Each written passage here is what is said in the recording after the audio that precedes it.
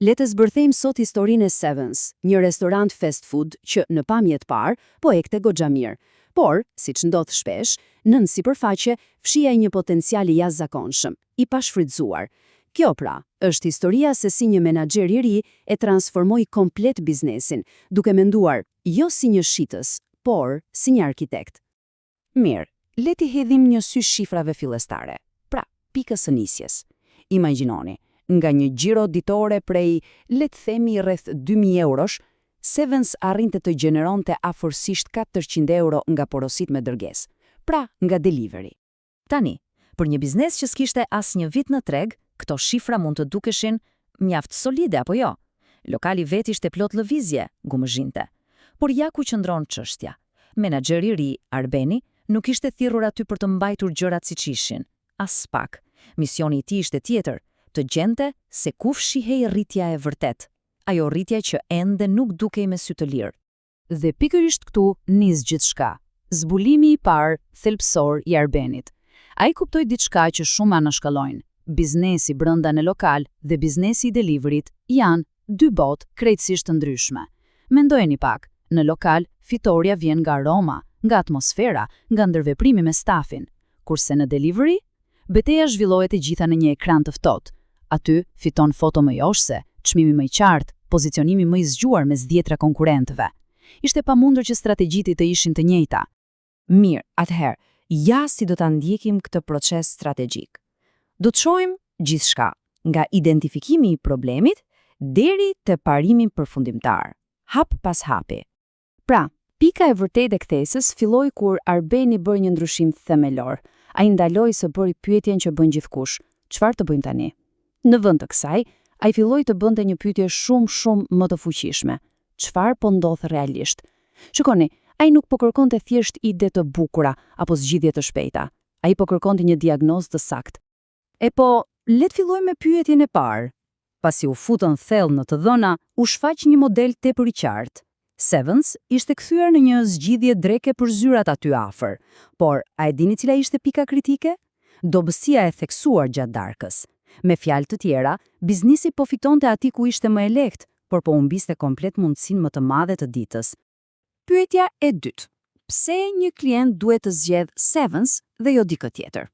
Përgjigjet e para ishin ato klishete. Ushqimi mirë. Kjo natyrisht nuk vlefte fare. Të gjithë këtë thonë.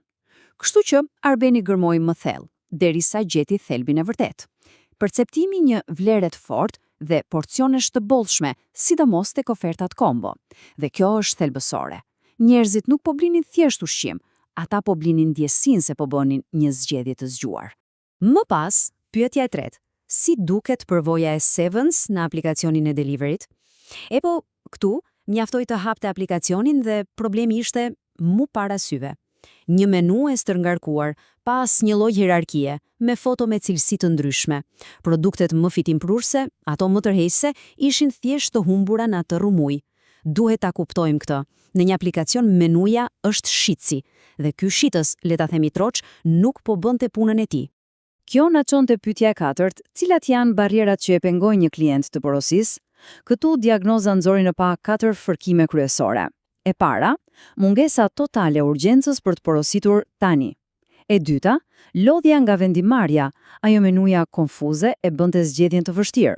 E treta, perceptimi i kostos totale, sidomos kur shtoi edhe tarifa e dërgesës. Dhe e katërta, e cila ishte kritike, mungesa e plotë e një oferte specifike për të joshur pikërisht klientin e darkës.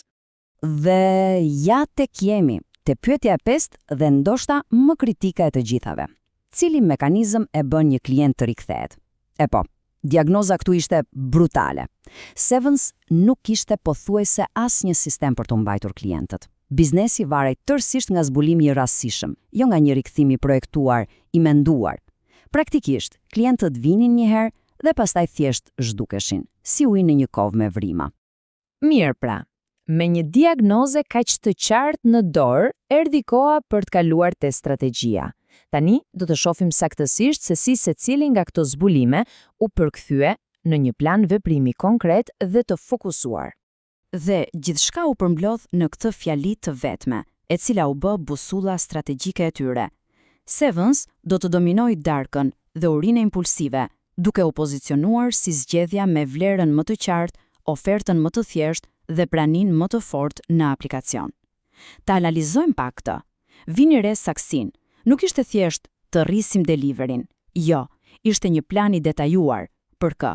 Për klientin e darkës, në cilin moment, kur e ka apuria impulsive, me çfarë pozicionimi, vlerë e qartë, ofertë e thjeshtë, dhe me çfarë avontazhi, pranie fortë në app. Ky nivel fokusi ishte absolutisht thelbësor. Këtu, pikërisht këtu, ndodhi ai ndryshimi kritik në mendësi. Menuja nuk ishte më thjesht një listë, një inventar produktesh. Ajo u shkëndrua në shitsin kryesor në hapësirën digjitale. Çdo elementi vetëm, nga fotoja, te përshkrimi, te emri i produktit, gjithçka duhet të punonte për një qëllim të vetëm, ta binte klientin dhe më rëndësishmja, t'ia bënte vendimin sa më të lehtë. Plani konkret u nda në 4 veprime taktike kryesore. E para, ripaketimi i ofertës me kombo të qarta për të ulur atë lodhjen mendore të klientit. E dyta, investim në foto profesionale, që ushqimit të bënte për vete që nga ekrani. E treta, pastrimi rrënjësor i menus për të nxjerrë në pa ato që ishin produktet fiduese. Dhe e katërta, dhe kjo është shumë e rëndësishme, strategjizimi i promocioneve. Ato nuk ishin më zbritje të rastësishme, por leva të mirëmenduara për të ndikuar sjelljen e klientit. Tani, shikoni pak sa inteligjente ishte kjo. Çdo promocion ishte projektuar me një qëllim specifik psikologjik. Për shembull, një ofertë mbrëmjeje nuk është thjesht një ulje çmimi. Ajo është një arsye, një shtys për të porositur sonte, jo nesër. Apo pragu për dërgesë falas. Ajo justifikon në mënyrë perfekte shtimin e atij produkti shtesë në sport. Praktikisht, çdo ofertë jepte klientit një justifikim të përsosur për të thënë po. Por duhet të jemi të qartë, këto taktika nuk ishin zgjidhje të njëhershme, rregulloje dhe harroje. As pak, ato u bën pjesë e një sistemi të tërë, një sistemi të ndërlidhur që testohej dhe përmirësohej pa ndalur. Këtu pra filloi ndërtimi e asaj që mund ta quajnë një makinë rritjeje të qëndrueshme. Dhe natyrisht suksesi filloi të matej me tregues konkret. Arbeni u largua nga ato metrikat kota si pëlqimet dhe u fokusuan te ato që vërtet masin shëndetin e biznesit. Gjëra si sa përqind e njerëzve që shohin menun përfundojnë duke blerë, sa shpenzojnë mesatarisht, sa shpesh kthehen për një porosi të dytë dhe sigurisht si po ndryshonte raporti i porosive drek-dark. Në fund të ditës, i gjithë sistemi u projektua për t'u përgjigjur një pyetje të vetme, teje të thjeshtë, çfarë e bën vendimin e klientit më të lehtë? Ky ishte thelbi i gjithë procesit. Çdo ndryshim, sado i vogël, nga një foto dhe një emër oferte, kishte për qëllim të reduktonte sistematikisht fërkimin dhe ta bënte rrugën drejt blerjes sa më të lehtë dhe të natyrshme. Rezultatet nuk vonuan të vinë, por nuk ishte ndonjë shpërthim i beft si fishek zjarr. Ishte një rritje e qëndrueshme, e matshme dhe, ç'është më e rëndësishmja, e parashikueshme e shitjeve përmes deliverit. Ishte fryti i një sistemi strategjik, jo i fatit, e aq më pak i magjisë. Kjo pasqyrë vizuale tregon më së miri suksesin kryesor të strategjisë. Të shohim se si volumi i dërgesave të darkës, i cili më parë ishte thuajse i papërfillshëm, u rrit në mënyrë dramatike. Praktikisht u kthye në një motor të ri dhe të fuqishëm për të gjithë biznesin. Dhe përsëri, kjo nuk ishte një rastësi, ishte rezultat direkt i një plani të zbatuar me përpikmëri. Megjithatë, ndryshimi më i madh nuk ishte thjesht te shifrat. Ishte diçka shumë më e thellë. Ishte te mentaliteti. Organizata ndryshoi rrënjësisht mënyrën se si e shikte veten. Kaloi nga të qenit një biznes i fokusuar te produkti ynë në një biznes të fokusuar te vendimi i klientit. Dhe pikërisht ky ndryshim në kënd vështrim është ai që krijon rritje të vërtet, afatgjatë dhe të qëndrueshme. Dhe kjo na sjell te mësimi kryesor të parimi thelbësor që përmbledh gjithë këtë analizë që bëm. Dhe ja ku e kemi. Arkitekti i sjelljes. Për kufizimi, është dikush që ndalon së shituri një produkt dhe fillon të projektoj procesin e vendimarrjes së një klienti. Ky është përfundimi i fuqishëm.